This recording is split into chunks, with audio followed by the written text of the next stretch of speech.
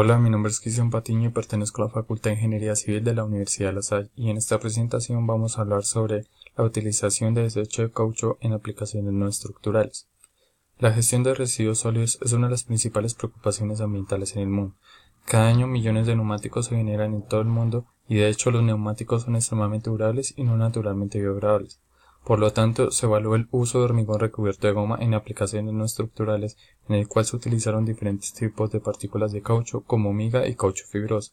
Además, algunos de los estudios recomiendan que las propiedades de aislamiento térmico y acústico de hormigón recubierto de goma se consideran una necesidad de investigación.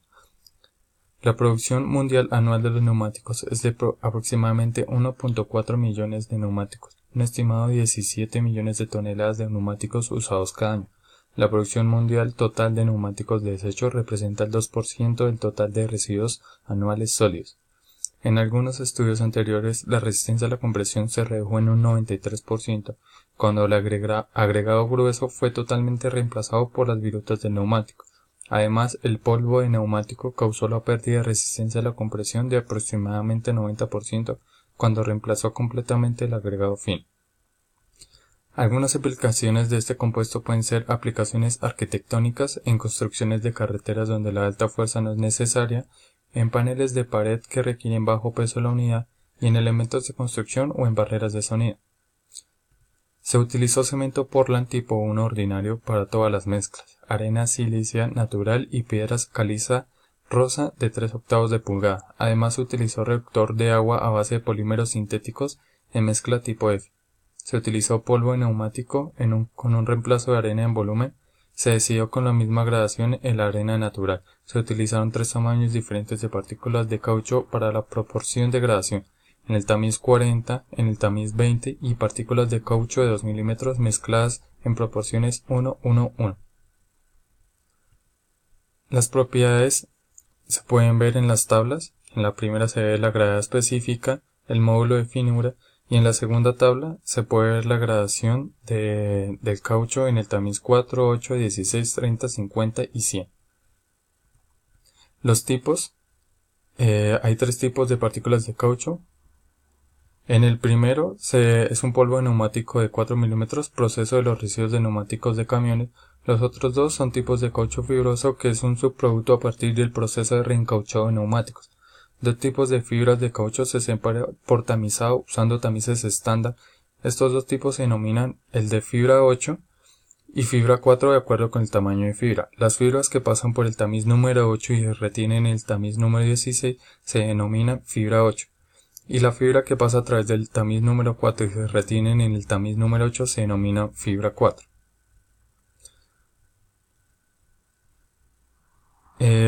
Los test, las pruebas que se realizaron fue las pruebas de aislamiento térmico, acústico y las propiedades mecánicas del hormigón.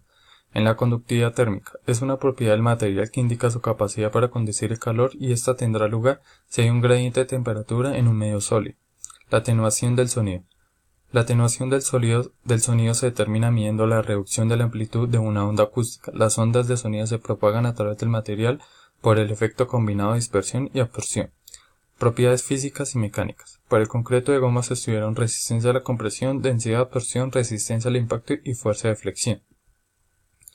Conductividad térmica. La conductividad térmica, que está dada por la letra K, se ha determinado tanto para el hormigón convencional y el hormigón de goma en diferentes porcentajes de sustitución de arena por partículas de caucho utilizando el método Lee para los malos conductores. La conductividad térmica del hormigón convencional y del hormigón en diferentes porcentajes de sustitución de arena por partículas de caucho se muestran en la siguiente tabla. A partir de los resultados de la prueba se puede observar que en la tabla la conductividad térmica del concreto disminuye con el aumento del contenido de caucho, lo que puede atribuirse a la reducción en la densidad del concreto y el efecto de la intrusión de partículas de caucho como material aislante. En la figura se puede ver los materiales utilizados, las muestras, con los diferentes tipos de caucho utilizados, y en las gráficas se puede ver el porcentaje de conductividad térmica de los diferentes materiales. Atenuación del sonido.